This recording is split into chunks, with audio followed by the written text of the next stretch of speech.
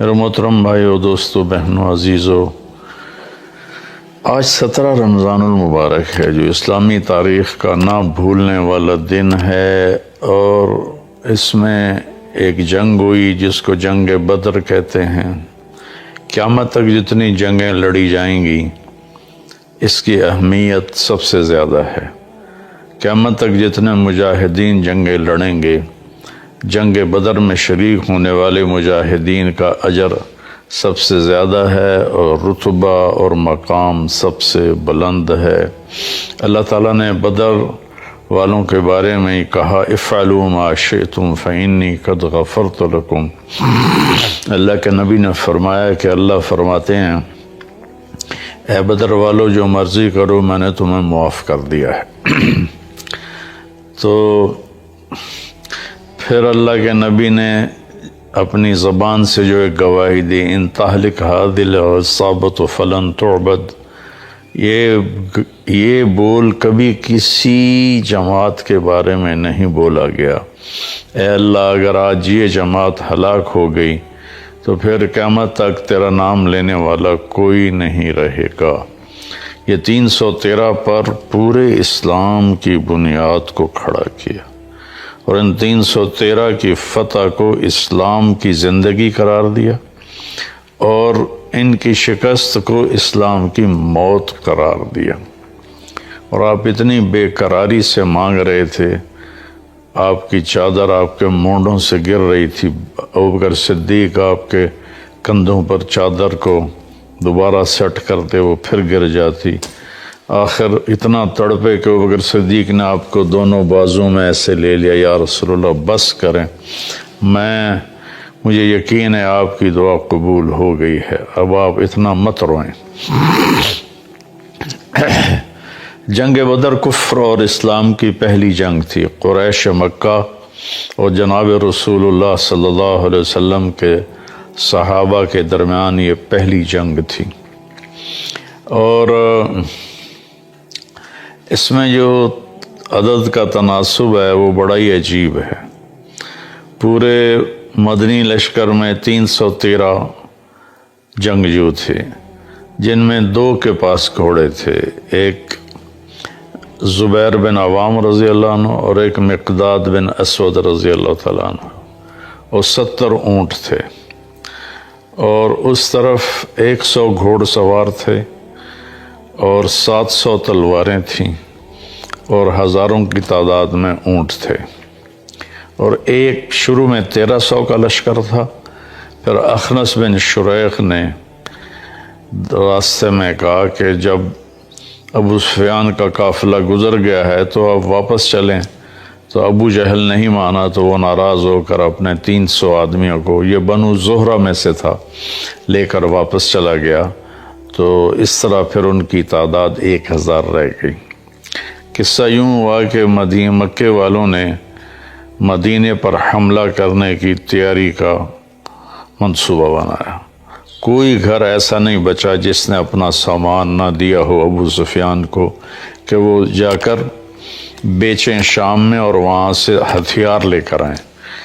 تو ٹوٹل جو سونا جمع ہوا وہ 262 کلو تھا، 62.5 کلو، 50,000 دینار۔ تو ایک دینار 30,000 کا ہوتا ہے، تو 50 ضرب 30,000 ہو تو یہ کوئی 15 ارب روپیہ بنتا ہے۔ اس بڑی مالیت کا، اور 40 آدمی اس کی حفاظت کے لیے تھے۔ جب مدینے والوں کو پتہ چلا کہ ابو سفیان ساز و سامان لے کے جا رہا ہے اور ہمارے خلاف یہ استعمال ہوگا، تو آپ نے منصوبہ بنایا کہ ان کو پکڑا جائے۔ چونکہ صرف 40 آدمیوں کی خبر تھی تو آپ نے کوئی اس کے لیے جنگی تیاری نہیں کی۔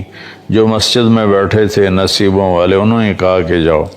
جس کا گھوڑا چند میل کے فاصلے پر تھا اس کو بھی جانے کی اجازت نہیں دی، اس لیے سامان کی قلت وہ بہت ہی زیادہ نظر آ رہی ہے، اور اس میں اللہ کی حکمت تھی۔ اللہ یہ بتانا چاہتے تھے کہ اللہ اپنے نبی کے ساتھ ہے، اور اسے جیتنے کے لیے تمہارے جیسے ہتھیاروں کی ضرورت نہیں ہے، اللہ کی مدد کافی ہے۔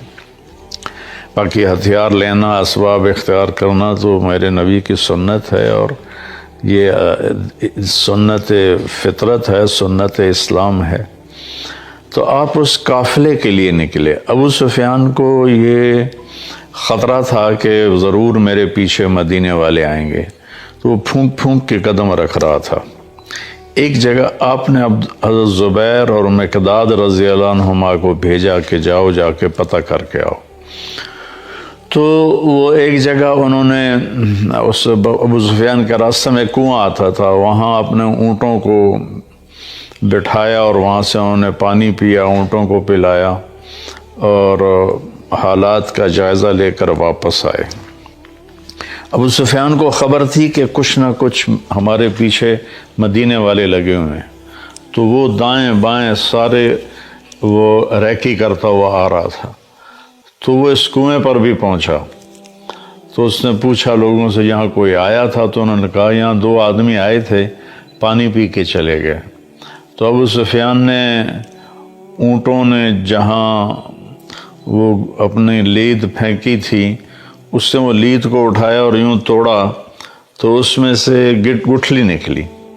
تو کہنے لگا اللہ کی قسم یہ مدینے کی کھجور کی گٹھلی ہے، اور وہاں سے فوراً اس نے قافلے کا رخ سمندر کی طرف پھیر دیا اور سمندر کے ساتھ ساتھ وہ پرخطر جگہ کو کراس کر گیا۔ تو اس دوران اس نے جب خطرہ محسوس کیا تو زمزم بن عامر غفاری کو بھیجا کہ جاؤ مکے میں اعلان کرو کہ میرے اوپر حملہ ہونے والا ہے۔ وہ جب مکے میں پہنچ کے اس نے اعلان کیا تو پورے مکے میں ہلچل مچ گئی اور ہر کوئی آگ سے بھر گیا اور تیاریاں شروع ہو گئیں۔ تو سب ہتھیاراں کیل کانٹوں سے لیس ہو کر نکل پڑے۔ تو ابو سفیان نے پھر پیغام بھیجا کہ میں نکل گیا ہوں دشمن کی زد سے، لہٰذا اب جنگ کی ضرورت نہیں ہے، تم واپس آ جاؤ۔ تو عتبہ بن ربیعہ اور اخنس بن شریق نے یہ بات کہی کہ حکیم بن حزام بھی کہ ہمیں اب واپس جانا چاہیے۔ تو ابو جہل نے کہا کہ نہیں، ہم بدر جائیں گے، وہاں شراب پئیں گے، ہماری باندیاں گانے گائیں گی اور ہم وہاں اونٹ ذبح کر کے کھائیں گے اور پورے عرب کو بتائیں گے کہ ہم بڑے طاقتور ہیں، ہماری دھاک ہے سب پر، ہم واپس نہیں جائیں گے۔ ادھر اللہ کے نبی کو پتہ چلا کہ ابو سفیان کا قافلہ تو نکل گیا، اب تو ابو جہل کا لشکر آ رہا ہے۔ تو آپ نے اپنے ساتھیوں کو اکٹھا کیا کہ بولو بھائی اب کیا کرنا ہے، واپس جاتے ہیں تو اسلام پر کاری ضرب پڑتی ہے کہ کمزوری واضح ہوتی ہے اور ایک خبر پھیل جائے گی کہ مسلمان بہت کمزور ہیں اور یہ صحیح نہیں ہے، اور اگر جمتے اور لڑتے ہیں تو گردنیں اڑتی نظر آتی ہیں، کہاں 100 تلواریں، کہاں 8 تلواریں، ٹوٹل 8 تلواریں تھیں، اور کہاں 100 گھوڑے، کہاں 2 گھوڑے، کہاں 70 اونٹ، کہاں سینکڑوں اونٹ، کہاں 313، کہاں 1000، کوئی چیز بھی برابر کے نہیں تھی۔ وَإِنَّ فَرِيقًا مِّنَ الْمُؤْمِنِينَ لَكَارِهُونَ، ایک طبقہ صحابہ کا پریشان ہو رہا تھا کہ اب کیا بنے گا۔ یہ فطری خوف ہے، نہ کہ بزدلی کا خوف، فطری خوف ہے جس پر ہی تو اجر ہے۔ تو آپ نے سب کو اکٹھا کیا کہ بولو بھئی اب کیا کرنا ہے۔ تو ابوبکر صدیق نے کہا یا رسول اللہ جو آپ کہیں گے ہم نے وہ کرنا ہے۔ آپ نے کہا بولو بھئی کیا کرنا ہے۔ تو مقداد بن اسود کھڑے ہوئے، یا رسول اللہ اذا لا نقول کما قالت بنو اسرائیل اذهب انت وربک فقاتلا نحن ہاہنا قائدون، کہ جب موسیٰ علیہ السلام نے کہا نا اپنی قوم سے کہ چلو چل کے شامیوں سے جہاد کرو اور اپنا ملک آزاد کراؤ، تو کہنے لگے تو جا اور تیرا رب، جب فتح ہو جائے تو پھر ہمیں بلا لینا، ہم تو یہ بیٹھے ہیں۔ تو کہنے لگے یا رسول اللہ ہم یہ نہیں کہیں، ہم کہیں گے اذهب انت وربک فقاتلا نحن معک مقاتلون، آپ جائیں، آپ کا رب جائے، ہم آپ کے ساتھ لڑیں گے، کبھی آگے کبھی پیچھے، کبھی دائیں کبھی بائیں، اللہ کی قسم آپ تک کوئی پہنچ نہیں سکتا جب تک ہماری لاشوں کے اوپر سے گزر کے نہ جائے۔ تو آپ نے پھر فرمایا بولو بھائی کیا کہتے ہو، کیا کرنا ہے؟ تو پھر سعد بن معاذ مدینے والوں میں سے کھڑے ہوئے، مقداد بھی مہاجرین میں سے تھے، ابوبکر بھی مہاجرین میں سے تھے، کہنے لگے لگتا ہے یا رسول اللہ ایانا یرید، آپ میرے خیال میں یہ چاہ رہے ہیں کہ ہماری مدینے والوں کی کیا رائے ہے؟ ہم تو کہہ رہے تھے کہ ہمارے مہاجر بھائی جو کہہ رہے ہیں وہی ہماری رائے ہے، لیکن آپ کے تیسری دفعہ پوچھنے سے لگتا ہے کہ آپ چاہتے ہیں کہ ہم اپنی رائے کا اظہار کریں۔ تو آپ نے اس پر آپ نے اس پر سر ہلایا کہ ہاں، تو وہ عرض کرنے کے یا رسول اللہ ہم نحن آمنا بک وصدقناک بما جئت بہ وہو الحق، ہم آپ پر ایمان لائے اور ہم نے اس بات کو آپ کی تصدیق کی، آپ کو سچ جانا کہ جو کچھ آپ ہمیں کہہ رہے ہیں آسمان کی خبریں وہ ساری حق ہیں اور سچ ہیں، اور ہم نے آپ پر اس کو عہد و پیمان دیا یا رسول اللہ سالم من شیتا وحارب من شیتا وقتا حبال من شیتا، یا رسول اللہ جس سے صلح کرنی ہے ہم تیار ہیں، جس سے لڑنا ہے ہم تیار ہیں، جس سے تعلقات کی رسیوں کو توڑنا ہے ہم تیار ہیں۔ لو امرتنا ان نخوض البحار لخضناہ ولم يتخلف منا رجل واحد، اگر آپ مدینے والوں سے فرمائیں گے کہ سمندر میں کود جاؤ تو اللہ کی قسم ایک بچہ بھی پیچھے نہیں رہے گا۔ سبحان اللہ، کیا لوگ تھے، اللہ سے سودا کر گئے۔ لو امرتنا ان نضرب اکبادنا الى برق الغماد لفعلناه ولم يتخلف منا رجل، آپ ہمیں برق غماد یمن کا پہاڑ ہے، اگر آپ ہمیں فرمائیں کہ اپنے اونٹیوں کو رخ پھیر دو برق غماد کی طرف تو ہم اپنی اونٹنیوں کی لگامیں نکیل چھوڑ دیں گے اور پیچھے مڑ کے نہیں دیکھیں گے کہ کیا ہوتا۔ اس پر آپ کا چہرہ ایسے گلنار ہو گیا، انار کی طرح کھل اٹھا، اور آپ نے کہا اب اللہ کی مدد آ گئی، اب اللہ کی نصرت آ گئی۔ جب مدینے سے چلنے لگے تو اس وقت حضرت عثمان رضی اللہ تعالیٰ عنہ کی اہلیہ، آپ کی بیٹی حضرت رقیہ رضی اللہ تعالیٰ عنہ بیمار تھیں، ان کو چیچک نکلی ہوئی تھی۔ تو آپ نے ذوالحلیفہ سے حضرت عثمان اور حضرت اسامہ دونوں کو واپس بھیجا کہ جاؤ اپنی بیوی کی تیمارداری کرو، اور ان کا نام بدری صحابہ میں لکھوایا، مال غنیمت میں سے ان کو حصہ دیا۔ اپنے اہل و عیال کی رعایت کرنا، خیال کرنا دین کا اتنا بڑا حصہ ہے کہ بدر جیسے مارکے میں سے ان کو واپس بھیج دیا کہ ان کو کافی تکلیف تھی، اور پھر بدر میں ان کا نام لکھوایا۔ بھائی وہ تو نہیں تھے تو اب نہیں تھے، نہیں، چونکہ وہ تو تیار ہو کے آ گئے تھے، آپ نے واپس بھیجا۔ اس سے ہمیں ایک پوائنٹ ملتا ہے کہ اپنے بیوی بچے، اپنے گھر بار کو کی رعایت کرنا، ان کو دیکھنا، ان کی بیماری میں ان کی تیمارداری کرنا، ماں باپ بوڑھے ہیں تو ان کے پاؤں دھو کے پینا، یہ بہت بڑا دین ہے، بہت بڑا دین ہے۔ تو آپ نے دونوں کو واپس بھیجا۔ بدر کی فتح سے پہلے حضرت رقیہ کا انتقال ہو گیا، وہ دفن کر دی گئیں۔ آپ نے ان کی قبر پہ آ کر ان کے لیے دعائے مغفرت فرمائی۔ آپ نے اپنی بیٹی کو واپسی پہ دیکھا نہیں ہے۔ تو جب آپ نے سب کی رائے سن لی تو پھر آپ نے اپنے لشکر کو آگے کی طرف کوچ کا حکم دیا۔ تو قریش بدر کے ایک کنارے پر تھے اور صحابہ دوسرے پر تھے۔ اس طرف قریش مدنی لشکر تھا اور اس طرف قریشیوں کا لشکر تھا، بیچ میں فاصلہ تھا، ایک دوسرے کو نظر نہیں آ رہے تھے۔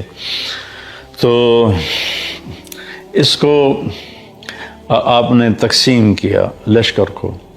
آپ نے مہاجرین کا جھنڈا جناب حضرت علی علیہ السلام کو عطا فرمایا، اور انصار کا جھنڈا وہ آپ نے سعد بن معاذ رضی اللہ عنہ علیہ السلام کو عطا فرمایا، اور آپ نے پورے لشکر کا جھنڈا سفید رنگ کا وہ حضرت مصعب بن عمیر رضی اللہ تعالیٰ عنہ کو عطا فرمایا، اور ان کو درمیان میں کھڑا فرمایا۔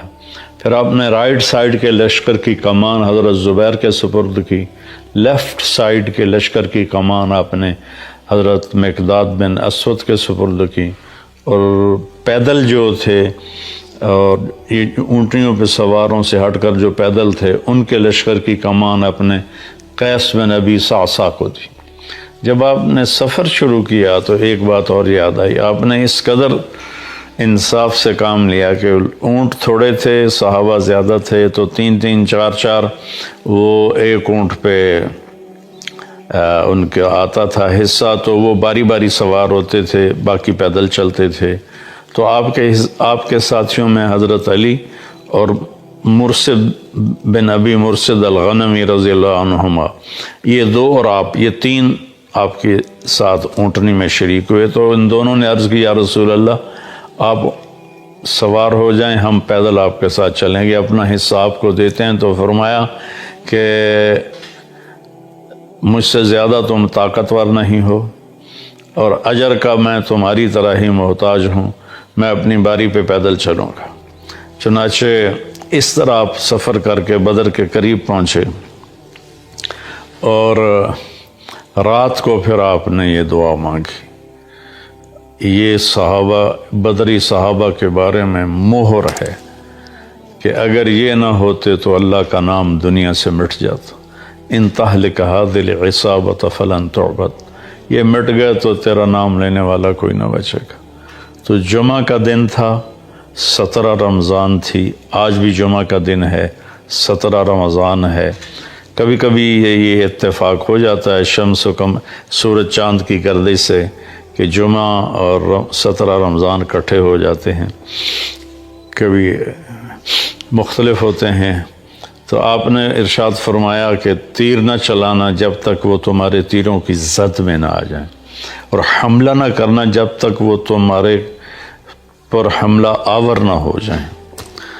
تو اس کے بعد 3 آدمی نکلے مکہ کے لشکر سے، عتبہ بن ربیعہ، شیبہ بن ربیعہ، دونوں بھائی ربیعہ کے بیٹے، ولید بن عتبہ، یہ عتبہ کا بیٹا۔ تو ایک ہی گھر کے 3 افراد، 2 بھائی اور ایک بیٹا اور بھتیجا۔ تو ان کے لیے آپ نے بھیجا معوذ بن افراء کو، اور عوف بن افراء کو، اور عبداللہ بن رواحہ، یہ مدینے کے لوگ تھے۔ تو جب وہ سامنے آئے تو عتبہ نے کہا کون لوگ ہو؟ کہا ہم مدینہ کے لوگ ہیں۔ کہا شریف لوگ ہو، ہماری تم سے لڑائی نہیں ہے، واپس چلے جاؤ۔ ان کو واپس بھیج کر کہا محمد صلی اللہ علیہ وسلم، ہماری قوم ہماری طرف بھیج، ہماری برادری سے لڑائی ہے، ان کو بھیج ہماری طرف۔ تو اس پر آپ نے فرمایا ایش عبید اٹھو، عبید بن حارث آپ کے تایا کے بیٹے، یہ سب سے زیادہ عمر کے تھے، اے حمزہ بن عبد المطلب آپ کے چچا، آپ کے دادا کے بیٹے، اٹھو، اے علی بن ابی طالب اٹھو۔ یہ تینوں دو جوان تھے اور ایک بڑی عمر کے تھے، تو لوہے کی آگے وہ سکرین تھی۔ تو عتبہ نے پوچھا کون لوگ ہو؟ کہا کہ ہم قریشی ہیں۔ تم کون ہو؟ کہا میں شیبہ، میں عبید بن حارث۔ تم کون ہو؟ کہا میں حمزہ بن عبد المطلب۔ کہا تم کون ہو؟ کہا میں علی بن ابی طالب کا اکفاءنا، اب ہمارے جوڑ کے آئے ہو۔ تو تینوں شیبہ اور عتبہ آپس میں ٹکرائے، عبید اور عتبہ آپس میں ٹکرائے، اور شیبہ اور حمزہ آپس میں ٹکرائے، اور ولید اور علی آپس میں ٹکرائے۔ تو علی و حمزہ علیہ السلام نے تو 2 منٹوں میں اپنے دشمن کا صفایا کر دیا، ولید کا اور شیبہ کا۔ عتبہ نے تلوار کا وار کیا جس سے حضرت عبیدہ کی ٹانگ کٹ گئی اور وہ گر پڑے۔ تو پھر دونوں شیروں نے جھپٹ کر عتبہ کا سر بھی اڑا دیا اور آپ کو اٹھا کے لائے۔ آپ نے قدموں میں سر رکھ دیا کہ یا رسول اللہ الست شہید، کیا میں شہید نہیں ہوں؟ آپ کا بلا وانا علیک شاہد، میں تم پر گواہ ہوں کہ تو شہید۔ کہنے لگے اگر آج آپ کے چچا ابو طالب زندہ ہوتے تو وہ جان جاتے کہ ان کے اس شعر کا میں زیادہ حقدار ہوں۔ وَنُسَلِّمُهُ حَتَّى نَصْرَ حَوْلَهُ وَنَذْهَلَ عَنْ أَبْنَائِنَا وَالْحَلَائِلِ۔ یہ جناب ابو طالب کا قصیدہ ہے، 90 اشعار کا، اس کو قصیدہ لامیہ کہتے ہیں۔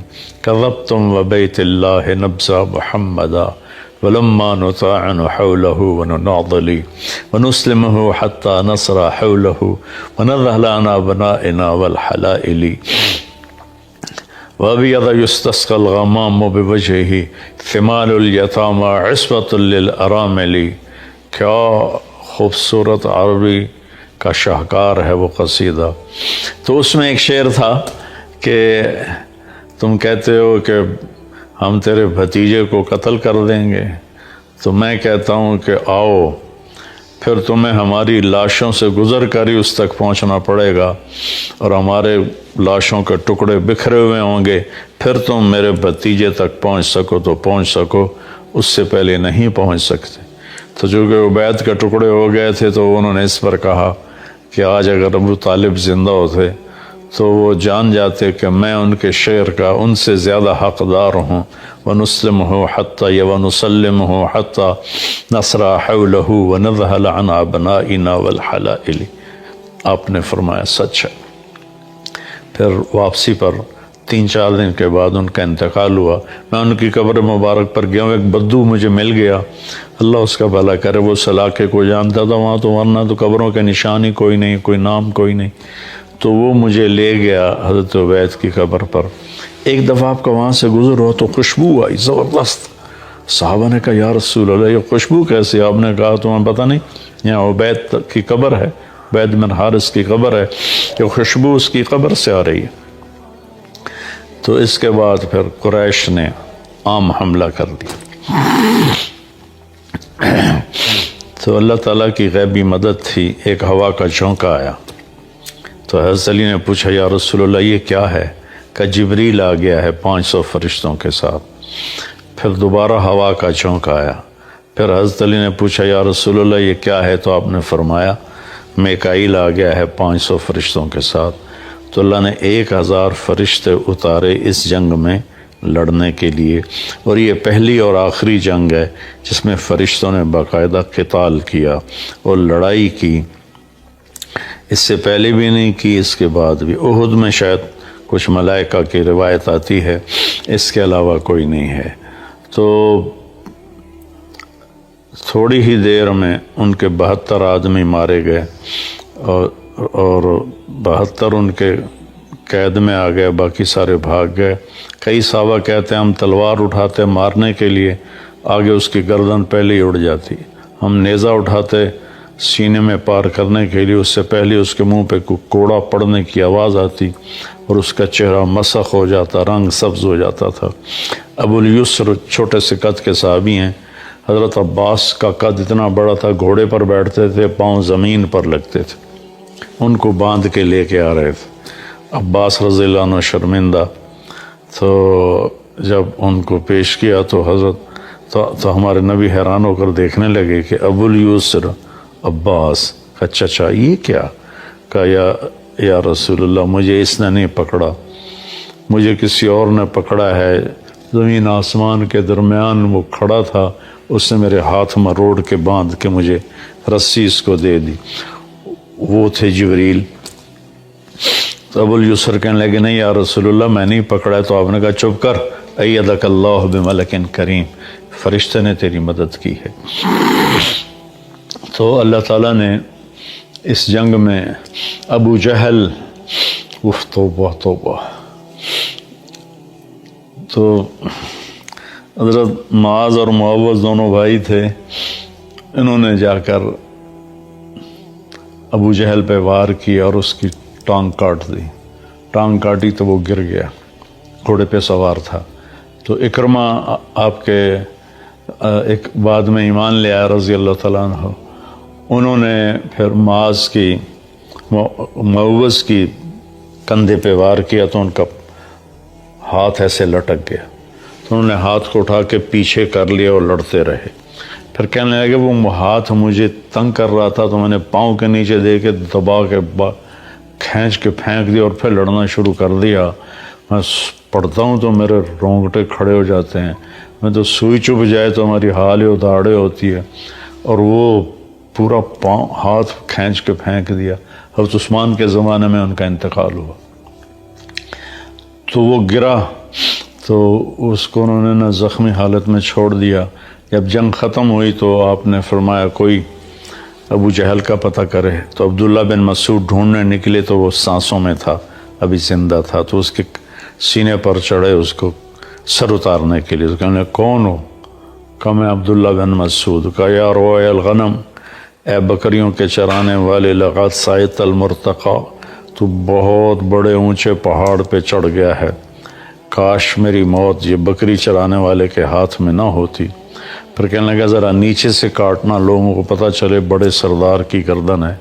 پھر کہنے لگا اخبر صاحب کا, ہوئے اپنے ساتھی کو بتا دے, انک اليوم ابغض الی من الامس, کہ کل میں تجھ سے جتنی نفرت کرتا تھا آج اس سے زیادہ کر رہا ہوں.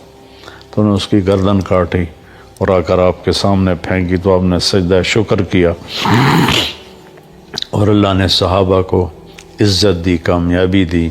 اور اس کو اللہ تعالیٰ نے قرآن میں یوں بیان کیا ہے کہ اذ تستغیثون ربکم فاستجاب لکم انی ممدکم بألف من الملائکۃ مردفین ما جعلہ اللہ الا بشرا ولتطمئن بہ قلوبکم والنصر الا من عند اللہ ان اللہ عزیز حکیم. جب تم اللہ کو پکار رہے تھے تو اللہ نے 1000 فرشتے بھیجے. فرشتے تمہاری مدد کے لیے تھے لیکن اصل مدد اللہ کی تھی, یہ تمہاری تسلی کے لیے تھے. اذ یغشیکم النعاس امنۃ منہ, جب تم ڈر رہے تھے کل کیا ہوگا تو میں نے تمہیں سلا دیا, اونگ آ گئی. وَيُنَزِّلُ مِنَ السَّمَاءِ مَاءً, پھر آسمان سے بارش اتاری. لِيُذْهِبَ عَنْكُمْ رِجْزَ الشَّيْطَانِ, تاکہ شیطانی خیال تمہارے دور کروں. وَيَرْبِطَ بِهِ قُلُوبَكُمْ, تمہارے دلوں کو مضبوط کروں.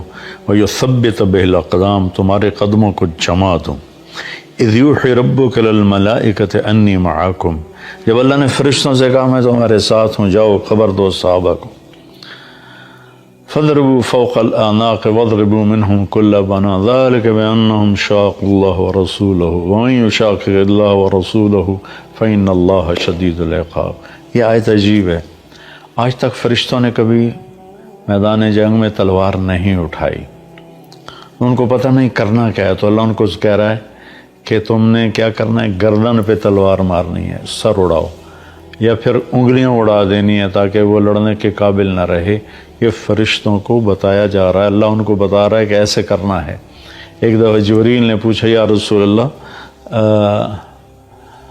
آپ کے صحابوں میں سب سے افضل کون ہے؟ آپ نے فرمایا بدر والے. کہنے لگے فرشتوں میں بھی سب سے افضل وہ 1000 صحابہ فرشتے ہیں جنہوں نے بدر کے میدان میں اتر کر جنگ کی تھی. تو یہ جنگ بدر اسلام کا ایک بہت بڑا معرکہ ہے اور اللہ تعالیٰ نے حق اور باطل کو واضح کر دیا. اللہ ہمیں بھی حق پہ چلنے کی توفیق نصیب فرمائے.